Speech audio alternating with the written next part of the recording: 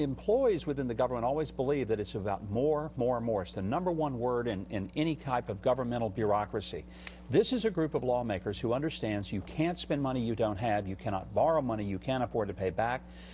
Every American business and every American family has had to make deep cuts within what they do. It's asking the government to do what they have been forcing on families and businesses. What do you think about the fact that these cuts, they mostly do things like, reduce funding to federal agencies by 1/3 over the next 7 months?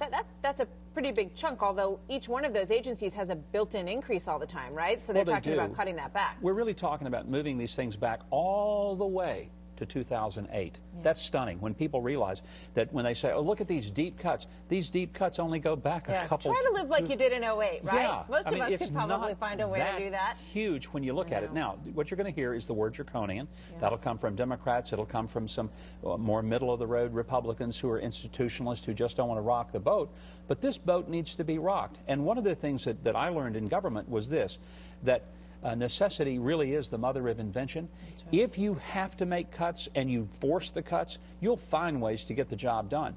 Now, part of the answer to that is create some incentives so that the employees who are left actually get some type of reward and benefit for getting the function of the agency done with fewer resources. And if you say to each of these agencies, you need to cut spending by 1/3 over the next 7 months, that's your job, right? And if you were running a business and someone said that to you, you'd have to figure out a way to do it, right? Government